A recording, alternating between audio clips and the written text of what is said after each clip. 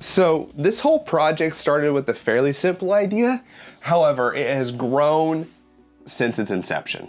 So the Custodes are the best the Imperium Man has to offer, and yet they sit on 40mm round bases. That's ridiculous. I decided that's ridiculous. Let's put them on 170mm bases and make mini dioramas for each of them. In the last video, we painted the bases and we painted the Custodes, but our battleground was still pretty barren. And now let's populate that battlefield with friends and enemies alike to tell a compelling story across each of the dioramas themselves. Today we are finishing these projects. That means we'll be painting Sisters of Silence, the Tyranids, and any last little finishing touches that these battlefields need. So, let's get this thing done. Let's go. Right off the bat, I forgot to record assembling these miniatures. Because of the clear resin that I was using for these, removing the supports was a pain. So here they are, dry brushed. We're slap chopping these suckers. The color of red that I'm using here is actually called Murder Scene. It's an Army Painter speed paint. It's a purplish red hue, and I absolutely adore it. Originally, I went with a lighter Crusader skin brown, which is a nice tan and orange color for the hoofs and for the claws, thinking maybe I'd go for a bony texture or a bony color, and I absolutely hated it. So I doubled back and went back to the red. I actually started with the largest nid and then worked my way backwards.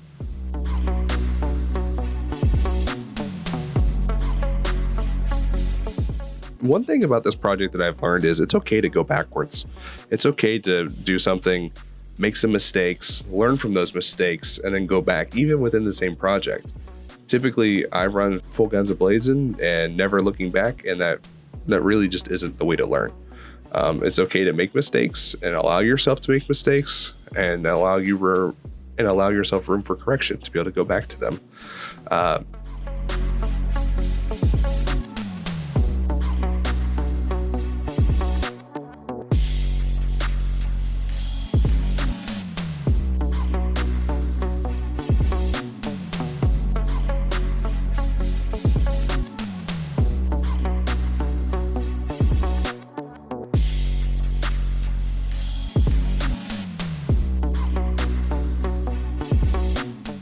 All the fleshy bits got base coated with the pale yellow from Pro Acryl, and then as you can see, a healthy, probably way too thick flesh wash.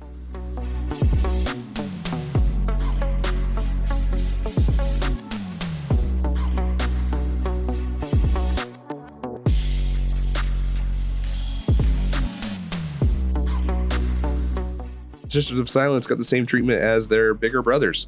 They get coated in gold with a dry brush at first, and then with a smaller brush going in and picking out the details that the big dry brush couldn't hit. Same purple color scheme as the Custodes before, a dark magenta base coat, and then a wet blend with the lavender color over top.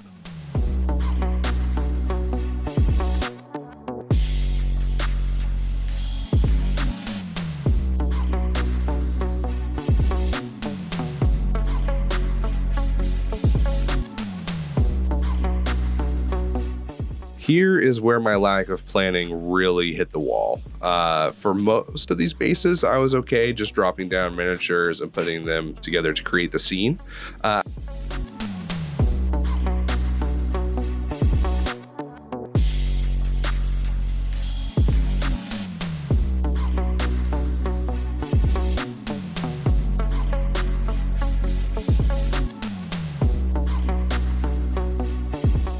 The ruined base in particular was tricky about compositionally of where do I want to attach the minis. I tried again and again several different iterations on where to place them and finally landed on this composition here.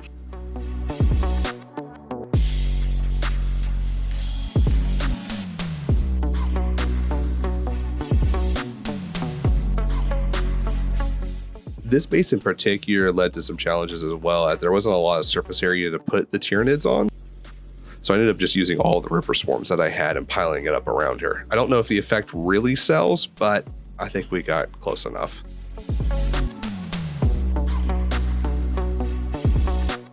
This base here is what I'm least happy with. Maybe if I would have printed out like a Lictor or something with wings, it would have led to a better composition.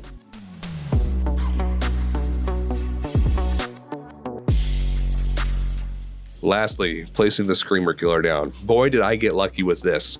I just kind of eyeballed his foot placement in assembly, and thankfully I actually got 3 points of contact with him onto the base. Both of his feet and that big claw that's reaching out, I was able to tuck under the base of the Custodian and glue that down as well. So he's actually on there very solidly.